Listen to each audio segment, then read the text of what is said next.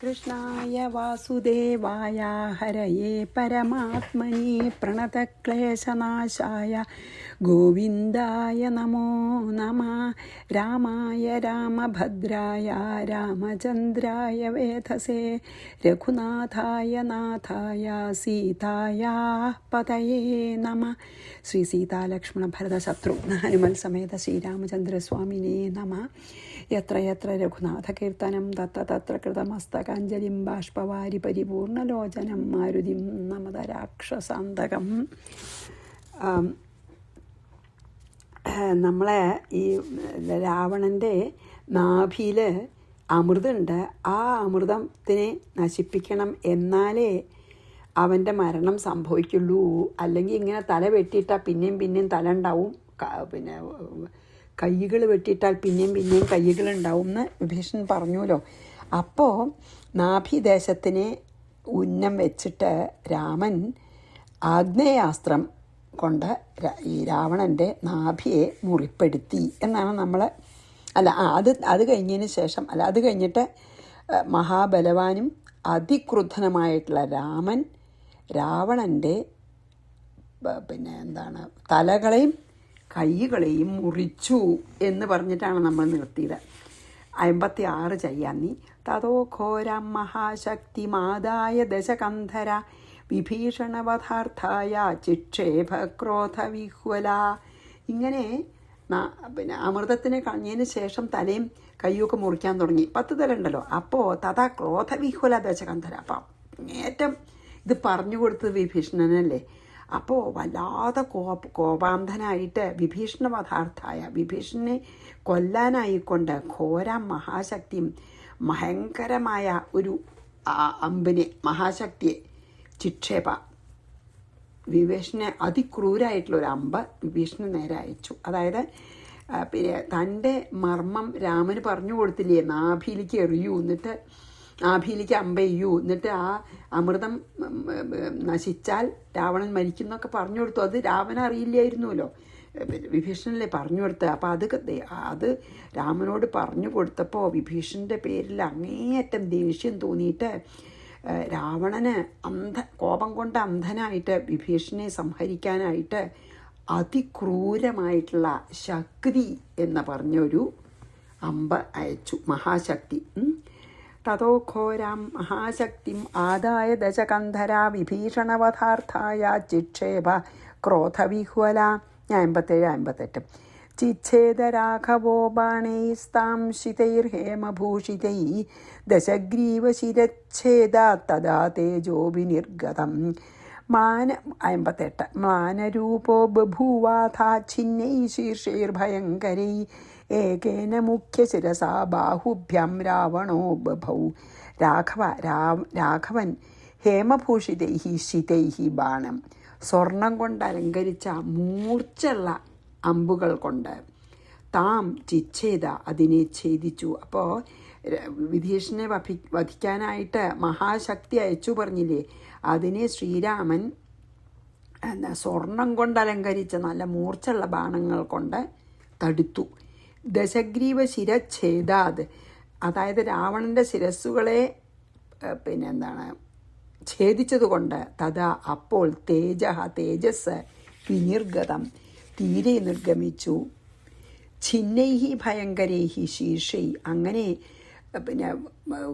അറുത്തെടുത്ത ഭയങ്കരമായിട്ടുള്ള തലകൾ കൊണ്ട് അഥ മ്ലാനരൂപ ബഭൂവ, അവൻ വാടിയ രൂപത്തോടു കൂടിയവനായി ഭവിച്ചു. എന്താ പറഞ്ഞു വെച്ചാൽ വിഭീഷണ നേർക്ക് രാവണൻ പ്രയോഗിച്ച ആ മഹാശക്തി എന്നുള്ള ബാണത്തെ രാമൻ സ്വർണ്ണപ്പിടികളുള്ള നല്ല മൂർച്ചുള്ള ബാണങ്ങൾ കൊണ്ട് എതിർത്തു.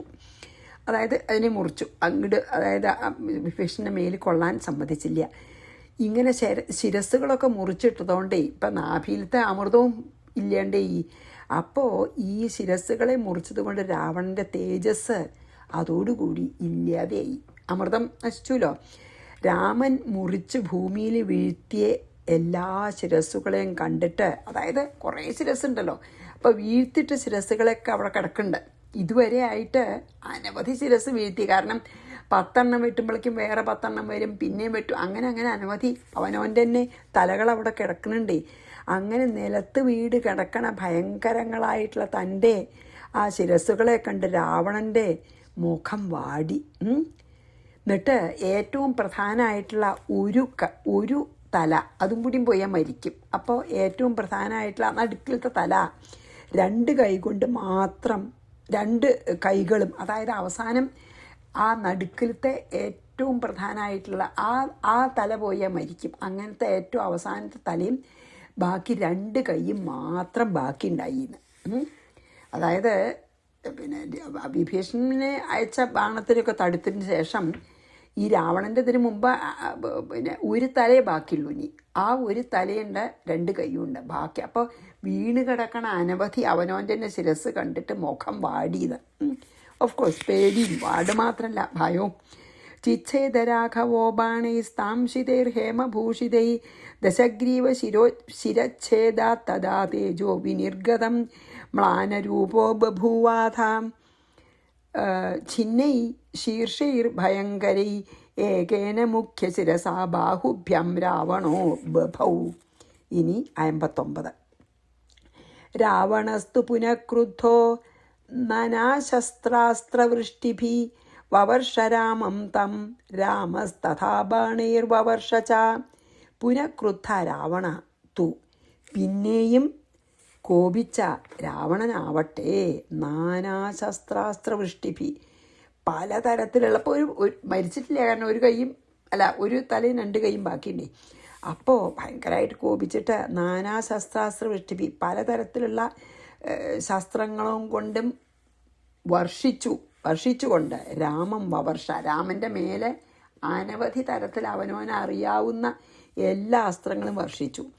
തഥാ രാമ, അപ്രകാരം രാമൻ തം ച, രാവണനെയും ബാണൈഹി വവർഷ, അനവധി ബാണം കൊണ്ട് അങ്ങടും രാവണനെ വർഷിച്ചു. അതായത് അപ്പോൾ ഈ ഒരു തലയും 2 കയ്യുമായിട്ടുള്ള രാവണൻ അത്യന്തം കോപിച്ചിട്ട് പലതരത്തിലുള്ള അസ്ത്രങ്ങൾ കൊണ്ട് രാമനെ വർഷിച്ചു.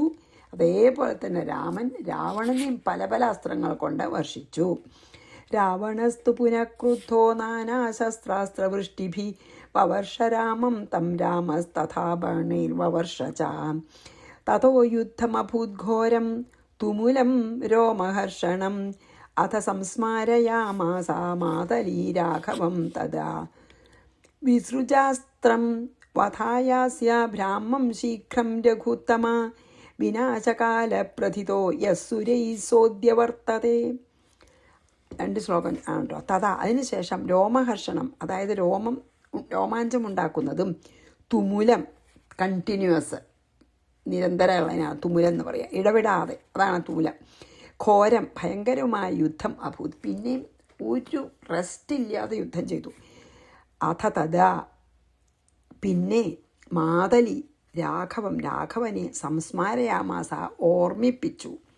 രഘുത്തമ, ഹേ രഘുശ്രേഷ്ഠ, തസ്യ വധായ, ഇവനെ കൊല്ലാനായിക്കൊണ്ട്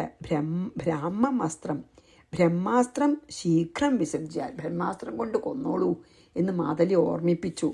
സുരൈഹി, ദേവന്മാരാൽ വിനാശകാലേ പ്രതിത, അതായത് യാതൊരു നാശകാലം നിശ്ചയിക്കപ്പെട്ടിരിക്കുന്നു. അതായത് രാവണൻ മരിക്കേണ്ട സമയം, രാവണൻ്റെ മരണം നിശ്ചയിക്കപ്പെട്ട സമയം സ തദ് അദ്യ വർത്തതേ, ഇപ്പോഴായിന്ന്.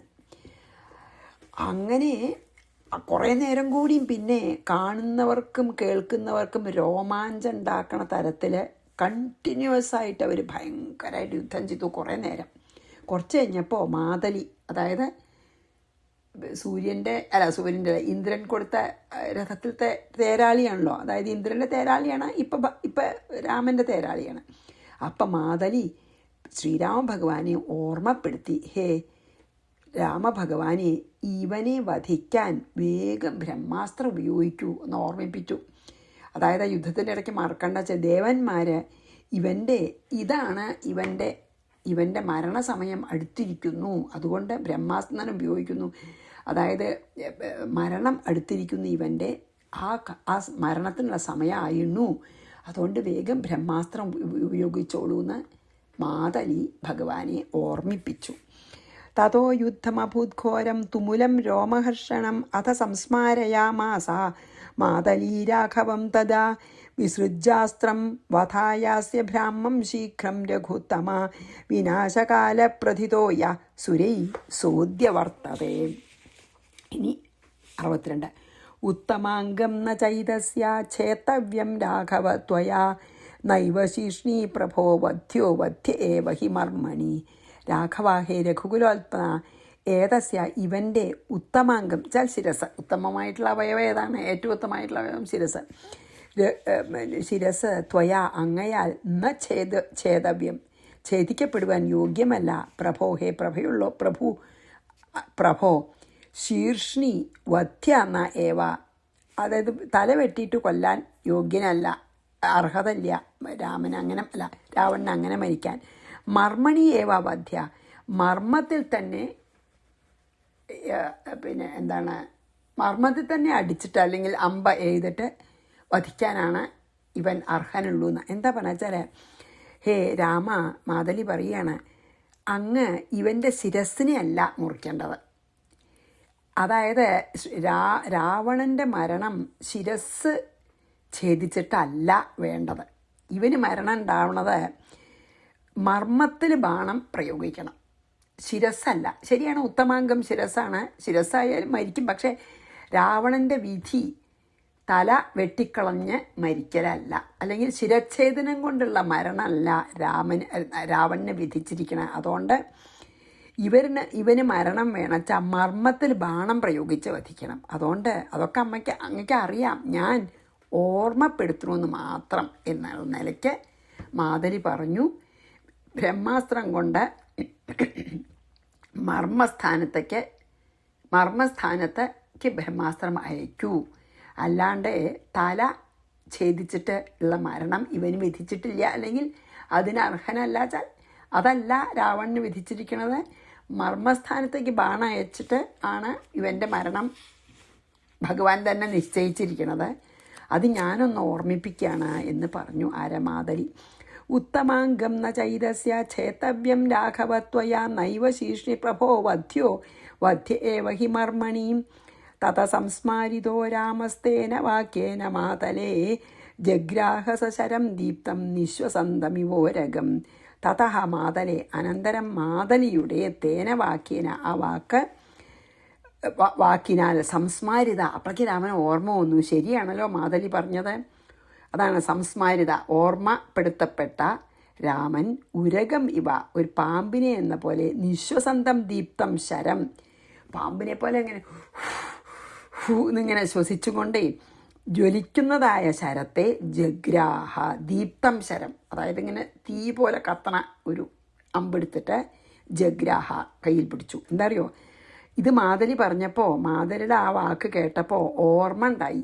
ശരിയാണ്, മർമ്മത്തിൽ ബ്രഹ്മാസ്ത്രം ഉപയോഗിക്കാൻ വേണ്ടെന്ന്. എന്നിട്ട് വേഗം രാമൻ ഒരു സർപ്പത്തിനെ പോലെ സീൽക്കാരം ചെയ്തുകൊണ്ട് എന്നിങ്ങനെ പറയൂലോ ദേഷ്യം വന്നാൽ പാമ്പ്, അതുപോലെ സർപ്പത്തിനെ പോലെ സീൽക്കാരം ചെയ്തുകൊണ്ട് ഉജ്ജ്വലിക്കുന്നതായിട്ടുള്ള ബ്രഹ്മാസ്ത്രത്തെ കയ്യിലെടുത്തു. തത സംസ്മാരിതോ രാമ തേന വാക്യേന മാതലേ ജഗ്രാഹസ ശരം ദീപ്തം നിശ്വസന്തമിവോരകം. ഇനി 4 ശ്ലോകം ഒന്നിച്ചാണ് കേട്ടോ, അല്ല 3 ശ്ലോകം, 4ാമത്തെ ശ്ലോകം പകുതി. യസ്യ പാർശ്വേതു പവന ഫലേ ഭാസ്കര പാവകൗ ശരീരമാകാശമയം ഗൗരവേ മേരുമന്തരൗ പർവസ്വപി ച വിന്യസ്താ ലോകപാലാമഹൗജസ ജാജ്വല്യമാനം വപുഷാ ഭാന്തം ഭാസ്കരവർച്ചസ തമുഗ്രമസ്ത്രം ലോകാനാം ഭയനാശനമദ്ഭുതം അഭിമന്ത്ര്യ തതോ രാമസ്തം മഹേഷും മഹാഭുജഃ. വേദപ്രോക്തേന വിധിനാ സന്തതേ കാർമുകേ ബലി.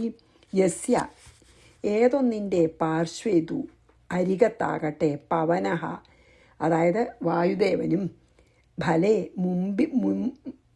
അതായത് മുമ്പിൽ, ഭാസ്കരപാവകവും സൂര്യാഗ്നികളും, ശരീരം ദേഹം ആകാശമയം ആകാശസ്വരൂപവും, ഗൗരവത്തിൽ അതായത് ഘനത്തിൽ, മേരുമന്ദരങ്ങളും പർവസു അഭി പർവ്വങ്ങളിലും മഹൗജസ മഹാതേജസ്വികളായ ലോകപാലന്മാർ വിന്യസിക്കപ്പെട്ടവരായിരിക്കുന്നു. വപുഷ ആ ദേഹം കൊണ്ട് ജാജ്വല്യമാനം അധികം തിളങ്ങുന്ന അല്ലെങ്കിൽ ജ്വലിക്കുന്ന ഭാസ്കര വർച്ചസ സൂര്യൻ്റെ പോലെ കാന്തി കൊണ്ട് ഭാന്തം ശോഭിക്കുന്ന സൂര്യനെ പോലെ ശോഭിക്കുന്ന ഭയനാശം ഭയത്തെ നശിപ്പിക്കുന്നതും ഉഗ്രം ഭയങ്കരവും ലോകാനാം ഭയനാശനം അതായത് ലോകങ്ങളുടെ ഭയത്തെ നശിപ്പിക്കുന്നവനും ഉഗ്രവും പിന്നെയോ അസ്ത്രം ആ അസ്ത്രത്തെ അത്ര ബ്രഹ്മാസ്ത്രാണി അഭിമന്ത്രിയ അതിനെ യോജിപ്പിച്ചിട്ട് അതായത് ഞാണ് വില്ല് കൊലച്ച് തതഹ മഹാഭുജ അനന്തരം നീണ്ട ഭുജങ്ങളോടുകൂടിയവനും ബലവാനുമായ രാമൻ വേദപ്രോക്തേന വിധിന വേദത്തിൽ പറഞ്ഞ പോലെ തന്നെ വിധിപ്രകാരം തം മഹേഷു ആ അസ്ത്രത്തെ അതായത് ബ്രഹ്മാസ്ത്രത്തെ കാർമുകെ വില്ലിൽ സന്തതത്തെ വില്ലിലങ്ങട് വെച്ചു. ഞാൻ വലിച്ചിട്ട് അതിൽ വെച്ചിട്ട് പിന്നെയാണല്ലോ ലക്ഷ്യം വയ്ക്കുക. അപ്പോൾ ഇതിപ്പോൾ ബ്രഹ്മാസ്ത്രത്തിൻ്റെ ഡിസ്ക്രിപ്ഷനൊക്കെയാണ്. രാമന് ഇപ്പോഴെത്തിരിക്കുന്ന ആ ബ്രഹ്മാസ്ത്രത്തിൻ്റെ ഈ വർണ്ണനാണ് നമ്മളിപ്പോൾ കാണുന്നത്. എന്തൊക്കെയാണ്? ആ ബ്രഹ്മാസ്ത്രത്തിൻ്റെ ഒരു ഭാഗത്ത് വായുദേവനും സൈഡിൽ വായുദേവനും പിന്നെ അതിൻ്റെ ആ മൊനമ്പ് പറയും അതായത് അറ്റത്ത് ആ ബ്രഹ്മാസ്ത്രത്തിൻ്റെ അറ്റത്ത് സൂര്യനും അഗ്നിയും വസിക്കുന്നു. അതായത് ഈ ബ്രഹ്മാസ്ത്രത്തിൻ്റെ സൈഡിൽ വായുദേവനും മൊനമ്പിൽ സൂര്യനും അഗ്നിയും വസിക്കുന്നു. അതിൻ്റെ ശരീരം എന്താണ്? ആകാശമയം, എങ്ങും വ്യാപിക്കുന്നു എന്ന്. അതായത് അതിനെ എവിടെ വേണമെങ്കിൽ പോകാൻ പറ്റും, അത് തടസ്സമില്ലാതിരിക്കുന്നു എന്നർത്ഥം. എങ്ങിട്ട് വേണമെങ്കിൽ ആകാശമയം എന്ന് പറഞ്ഞാൽ എന്താ? ബ്രഹ്മാസ്ത്രത്തിന് എത്തിച്ചേരാൻ വയ്യാത്ത സ്ഥലമില്ല. ഇപ്പോൾ ഒരു ബിൽഡിങ്ങിൻ്റെ ഉള്ളിലോ വെള്ളത്തിൻ്റെ ഉള്ളിലോ വലിയൊരു പർവ്വതത്തിൻ്റെ ഗുഹയിൽ എവിടെ വിളിച്ചിരുന്നാലും എത്താൻ പറ്റും. അതാണ് പറഞ്ഞത്. പിന്നെ എല്ലാ ദിക്കിലും വ്യാപിക്കാൻ തടസ്സമില്ലാതെ എവിടേക്ക് വേണമെങ്കിൽ ശരീരം ആകാശമയാന്ന് പറഞ്ഞു വെച്ചാൽ എല്ലാ ദിക്കിലും വ്യാപിച്ചതല്ലേ ആകാശം. അതുപോലെ എല്ലാ ദിക്കിലും എത്താൻ പറ്റുന്നതും സൂര്യനും അഗ്നിയും മൊനമ്പിലുള്ളതും സൈഡിലെ വായു ഭഗവാനുള്ളതും പിന്നെയോ അതിൻ്റെ പർവ്വങ്ങളിൽ അതായത് കമ്പുകൾ ഇങ്ങനെ ചെറിയ പിന്നെ അതിൻ്റെ ഇടയ്ക്കുള്ള ഓരോ കമ്പെന്ന് പറയാം നമുക്ക്. കമ്പുകളിൽ ബാക്കി ലോകപാലകന്മാരും ഇന്ദ്രനടക്കമുള്ള ലോകപാലന്മാരും ഒക്കെ ഈ അമ്പിൻ്റെ ഉള്ളിൽ അവരുടെയൊക്കെ ശക്തി ഉണ്ടെന്നാണ് അർത്ഥം. അതിൻ്റെ അർത്ഥം അതാണ്. അതായത് വായുദേവൻ്റെ ശക്തിയും സൂര്യൻ്റെ ശക്തിയും അഗ്നിയുടെ ശക്തിയും ബാക്കി ദേവേന്ദ്രനടക്കമുള്ള ലോകപാലന്മാരുടെ ശക്തിയൊക്കെ ഈ ബ്രഹ്മാസ്ത്രത്തിന് ഉള്ളിലുണ്ട്. സ്വതേ അത്യന്തം ജ്വലിക്കുന്നത് സൂര്യനെ പോലെ പ്രകാശമുണ്ട്. അതിങ്ങനെ തിളങ്ങും. ലോകങ്ങളെ ഇങ്ങനെ രാവണനെ പോലെ ലോകങ്ങളെ മുഴുവൻ ഉപദ്രവിക്കുന്ന ദുഷ്ടന്മാരെ ഒക്കെ കൊന്ന് ലോകത്തിനുള്ള ഭയം നശിപ്പിക്കാനുള്ള ശക്തിയുള്ള ആ അസ്ത്രത്തെ രാമൻ എടുത്തു എന്നാണ്. രാവണനെ പോലെ ദുഷ്ടന്മാരെ വധിച്ച് ലോകത്തിന് ഉണ്ടായിരുന്ന ഭയത്തിനെ നശിപ്പിക്കാൻ മാത്രം ശക്തിയുള്ള അങ്ങനത്തെ മഹാസ്ത്രത്തെ രാമൻ കയ്യിലെടുത്തു. എന്നിട്ട് ആ മഹാസ്ത്രത്തെ നീണ്ട ആജാനബാഹുവായ രാമൻ, ആജാനബാഹുവും മഹാബലശാലിയുമായ രാമൻ ഈ ധനുർവേദത്തിൽ പറഞ്ഞ അതേപോലെ വില്ലിൽ തൊടുത്തു അയക്കാൻ റെഡി ചെയ്യുന്നു.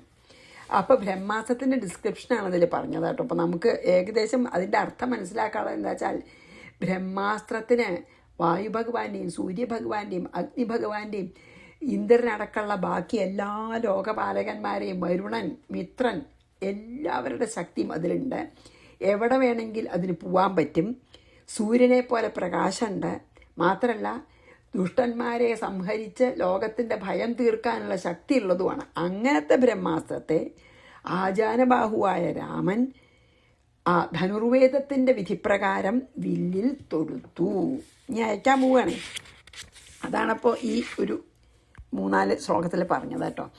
യസ്യ പാർശ്വേ തു പവന ഫലേ ഭാസ്കര പാവകൗ ശരീരമാകാശമയം ഗൗരവേ മേരുമന്ദരൗ പർവസ്വപി ച വിന്യസ്താ ലോകപാലാ മഹൗജസ ജാജ്വല്യമാനം വപുഷാ ഭാന്തം ഭാസ്കരവർച്ചസാ തമുഗ്രമസ്ത്രം ലോകാനാം ഭയനാശനമദ്ഭുതം അഭിമന്ത്രി തതോ രാമ സ്തം മഹേഷും മഹാഭുജ. വേദപ്രോക്തേന, അതായത് ധനുർവേദത്തിൽ പറഞ്ഞ പോലെ, വിധിന സന്തതേ കാർമുകേ ബലി, ബലവാനായിട്ടുള്ള രാമൻ വില്ല് തൊടുത്തു. എന്നിട്ടോ തസ്മിൻ സന്ധീയമാനേതു രാഘവേണ ശരോത്തമേ സർവഭൂതാനി വിത്രേസുശ്ചാലച വസുന്ധര. രാഘവേണ ചന്ത, രാഘവനാൽ, തസ്മിൻ ശരോത്തമേ, ആ ബ്രഹ്മാസ്ത്രം സന്ധീയമാനേത്തു, അങ്ങനെ വില്ല് തൊടുത്തപ്പോൾ സർവഭൂതാനി, എല്ലാ ജീവജാലങ്ങളും വിത്രോസു, ഭയപ്പെട്ടു. ബ്രഹ്മാസ്ത്രാണേ. വസുന്ധര, ഭൂമി, ചചാല, പേടിച്ചു വിറച്ചു. എന്താ പറഞ്ഞാൽ വെച്ചാൽ ശ്രീരാമ ഭഗവാൻ ആ ബ്രഹ്മാസ്ത്രത്തെ വില്ലിലങ്ങോട്ട് തൊടുത്തപ്പോൾ സകല ജീവജാലങ്ങളും വല്ലാതെ ഭയപ്പെട്ടു. ഭൂമി ചലിച്ചു. അതാണ് ചചാല, ചലിച്ചു. തസ്മിൻ സന്ധീയമാനീതു രാഘവേണ ശരോത്തമേ സർവഭൂതാനി വിത്രേസു ചചാല ച വസുന്ധര. സ രാവണായ സംക്രുദ്ധോ ഭൃശമാനമ്യകാർമുകം ചിക്ഷേപപരമായ തസ്തമസ്ത്രം മർമ്മഖാദിനം. സംക്രുദ്ധ സ, വളരെ ക്രോധത്തോടു കൂടിയിട്ടുള്ള അവൻ, കാർമുകം എന്ന് വെച്ചാൽ ആ വില്ലിനെ, ഭൃശം ആനമ്യ, ഏറ്റവും നമസ്കരിച്ചിട്ട്, ആനമ്യ നമിച്ചിട്ട്, പരമായത്ത, ഏറ്റവും ശക്തിയോട് ഉപയോഗിച്ച്, അവനവനുള്ള ശക്തി മുഴുവൻ ഉപയോഗിച്ചിട്ട്, മർമ്മഖാദിനം തം അസ്ത്രം, മർമ്മത്തെ പിളർക്കുന്ന ആ അസ്ത്രത്തെ രാവണായ, രാവണൻ്റെ നേർക്ക് ചിക്ഷേപ, തൊടുത്തുവിട്ടു.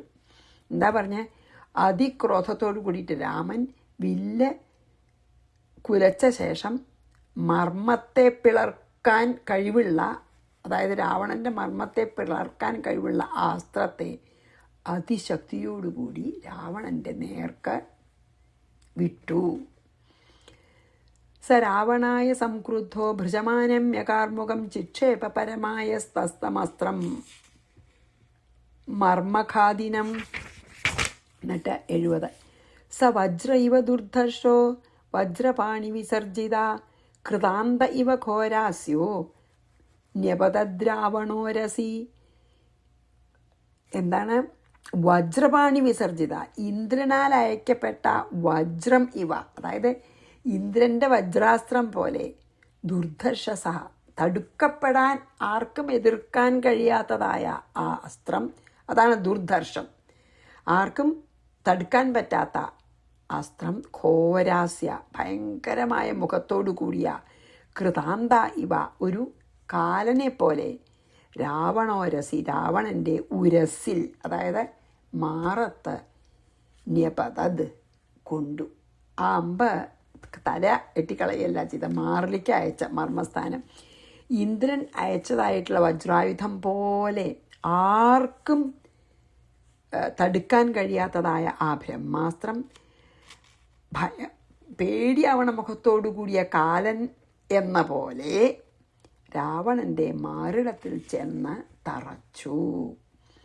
അതായത് നേരെ മാറിനെ ലക്ഷ്യം നോക്കി വെച്ചിട്ടാണ് ശ്രീരാമൻ അയച്ചത്. കഴുത്ത് വെട്ടണ്ട പറഞ്ഞുല്ലോ.